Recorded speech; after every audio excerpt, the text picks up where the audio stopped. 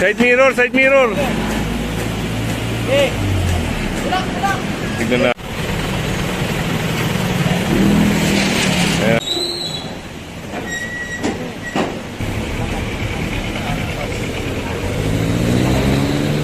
So yun, kinuha na yung lisensya. Pero ibabalik yan, bibigyan lang ng violation ticket. And then kay sir.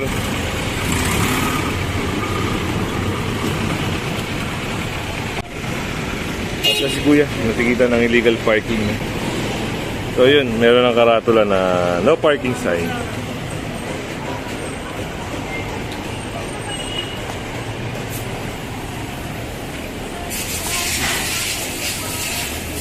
So, ang tagal lang team doon, no? Tapos dito nakaparada tong isa.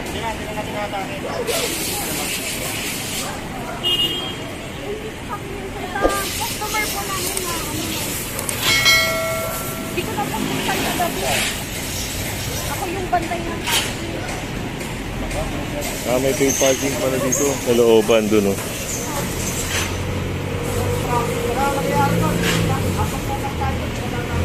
So ito, matitikitan to. O, matotoo. po? Sa kabilayan po. Oo, kasi kakaano lang po namin. Ito po, sa customer po namin, hindi siya napag-isan sa gabi mga alas 3 na nakapiligan siya po. Nasaan na siya? Po, tinatawagan na po nandun siya sa... Ano ba nagbabayad sa inyo? Dito po sa loob. Kagabi pa yan, ma'am? Ito ko po nag-park dito sa loob. Hindi ko po nakagisingan kagabi, sir. Nakakalimutan na ano. Kagabi pa pala ito. Parking po. Pay parking, Ay, tapos hindi na po kagabi. siya sa loob, dito po siya nakagisingan Pag kagabi. sa loob din na binulin, dito lang sa labas, ha? Wala ba nagbayad sa inyo ito ngayon? Oo. Nagbayad sa inyo ito ngayon.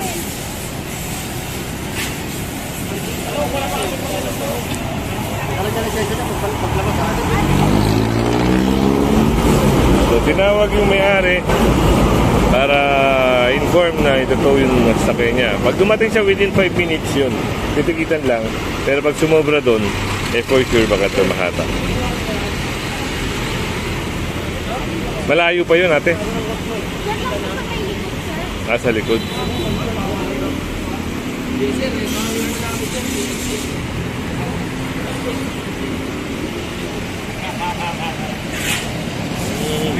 Dito yung pay parking nila. Dito. Maluwag-luwag nga, no? Pero ang problema, yun, dito siya nakapag-park.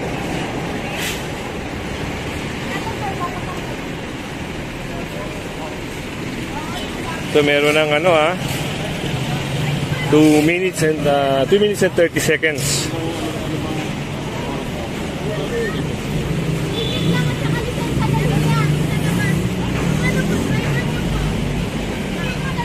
So tinatawagan pala ni ate. So yun ang naging procedure, no? Tuminis na pala kayo. Yun ang nagiging procedure. Ayan. Binibigyan sila ng pagkakataon para yun, maalis at matikitan sila.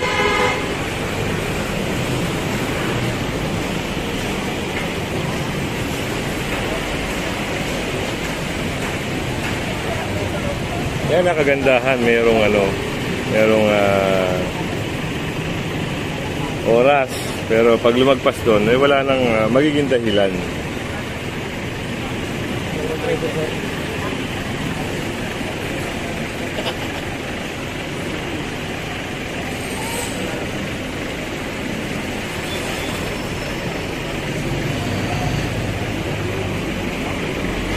Sa mga taga-Pasay, yan, isipin nyo na laging bawal, huwag kayong magpaparada kung saan-saan. Kasi dito umiikot ang operation. Yan, sa mga taga-Caloocan, ganun din.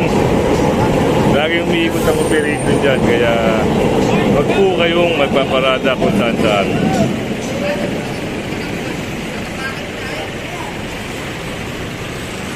Apat na.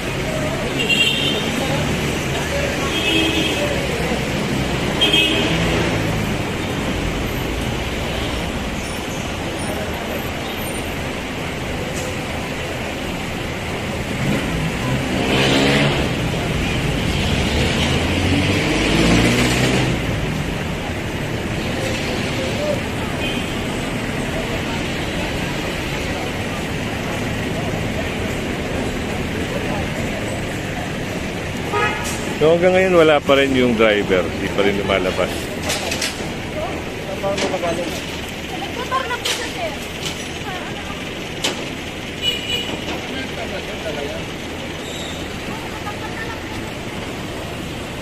Sir, lima.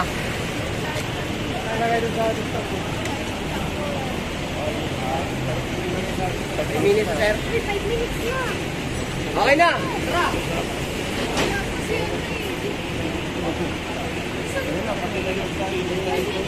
So yun, 5 minutes na. Bante. Bante, papasok. Naurasan ng 5 minutes. Kaya yun. Bante, papasok.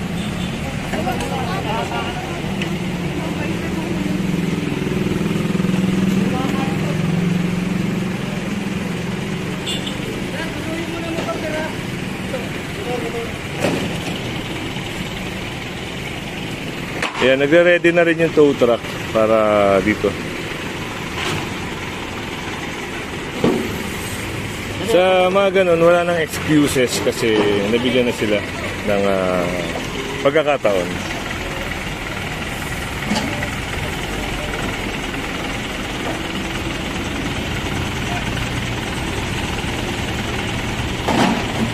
Ngayon i-inform ko lang po kayo, nire-remind ko po kayo na merong binibigay na pagkakataon para dumating yung may-ari or driver. Kasi minsan ang nagiging problema, nagrereklamo, no? Wala daw yung 5 minutes, hindi daw binibigay ng 5 minutes. So, kaya ito, sumunod naman yung mababait na enforcer, no? Consideration na nila ibigay yung 5 minuto. Please be careful. This car Ano is yung tow moving truck? backward. Please be careful. This car is moving backward.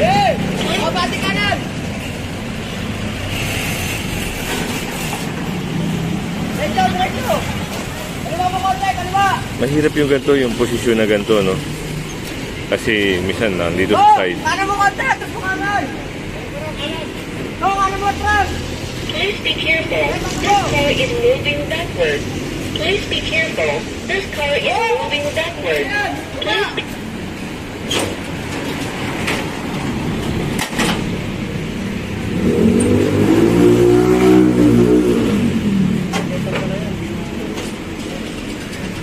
Hindi, 5 minutes. Sa 5 minutes, tititikitan siya. Kung lagpas na doon, totoo na talaga. Kung nasampa na yan, hindi na nila kahit hanggang ganyan, pwede pa nila resurrect hanggang din na lang. Pero kapag nakasampa na talaga siya, wala na.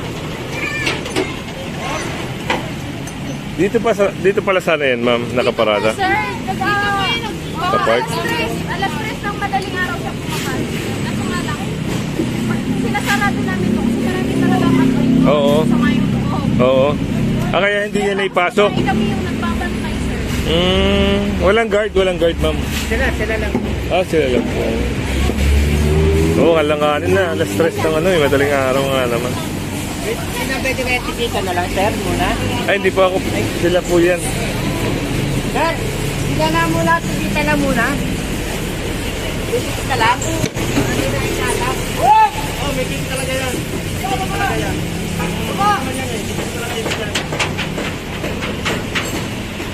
So yan, hatake na.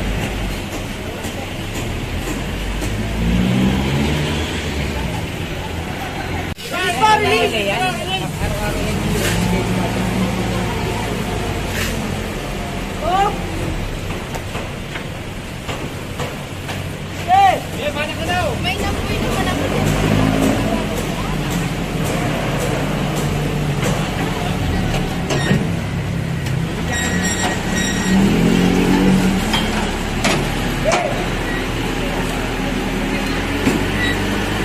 So yun o.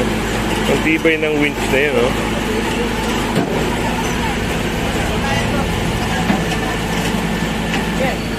Side mirror, side mirror. Hey! Tulak! tignan natin, no? Kasi baka mamaya masagi, magreklamo yung may-ari dyan. At least na-advise natin sila.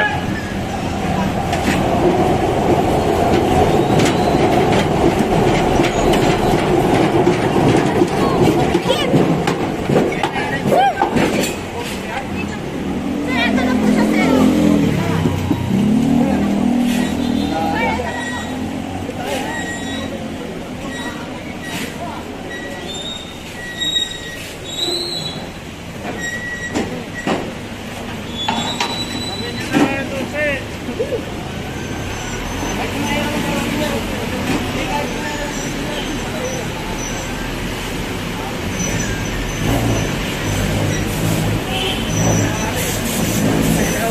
So, dumating yung may-ari, pero wala na talaga. Halos na isakay na.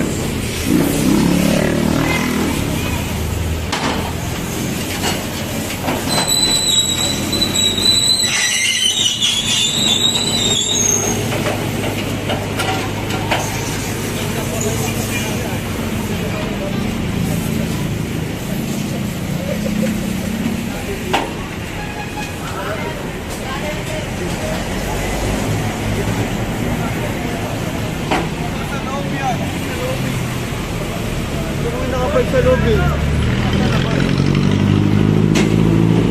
Ito ba si ate? Wala.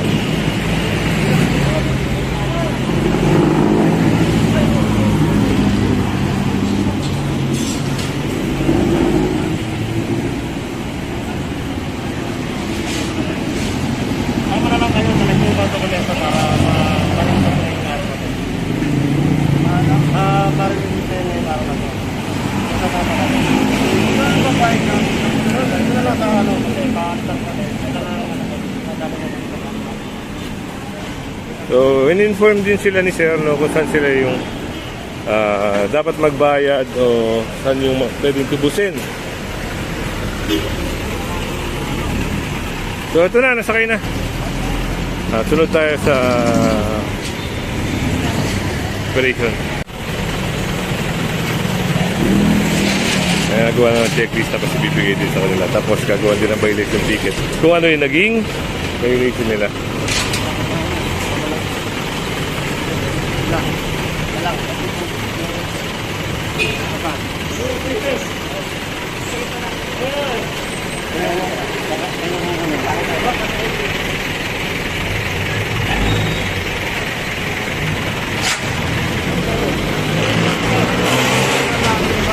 So ito, nakita rin ni Sir, no? Yung plaka niya, hindi maayos kanina eh. Ayun. Kasi pinapakita niyo yung isang plaka.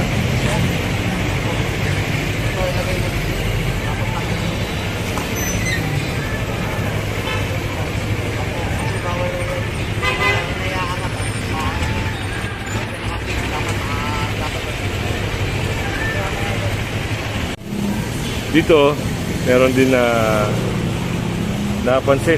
Naku, parang sira ata ito. Naku po, Rudy.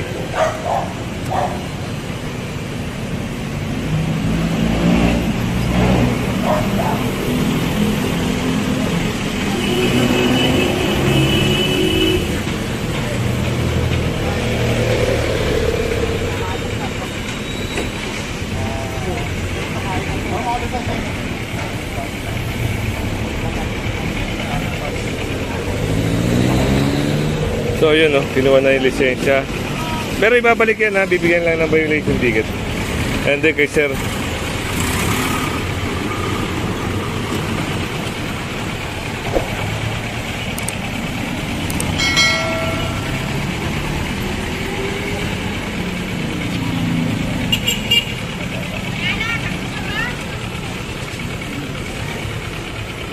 yan. Para alam nila sa sunod, bawal na sila rito.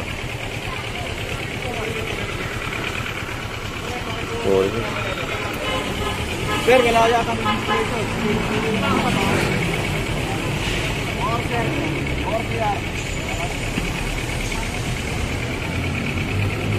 ORCR daw. Ano yung ano ng ORCR? sticker lang. Ang problema Para kasi, makita yung ano, plaka lang. walang plaka. Pero andito naman yung driver. Para makita lang yung... ayan. Ganito po papaliwanag ko.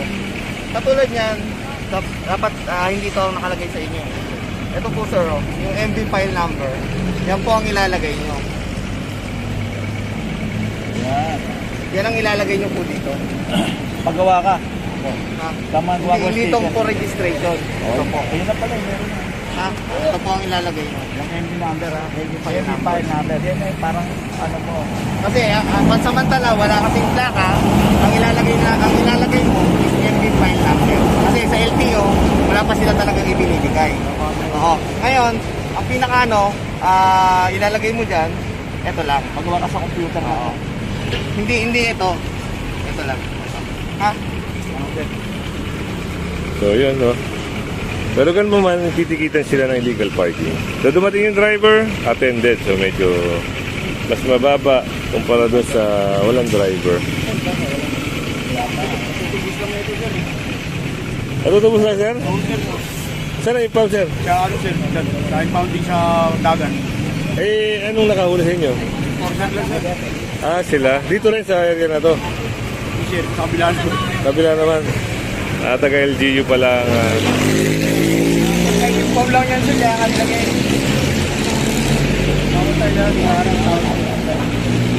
Ayun, sinabihan na sila ni Sir Bobby na bawal sila rito. Kaya pagdadaanan ulit ito, yan. Baka matikitan ulit yan. Ayan, tinikitan na nga lang ng, ng enforcer. So,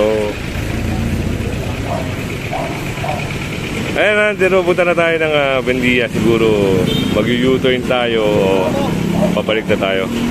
So ito, natikitan yung dalawang sasakyan. Isang motor, isang multicab. At si Kuya, natikitan ng illegal parking. Yan ang problema, pati dito kasi. Ayun, bawal na daanan sila ng operation. Ginagawa na sila ng violation ticket. Kanina pa to eh. At siyempre, yun, lagi natin sinasabi, babayaran niya sa any bayad center. Ikara mo na.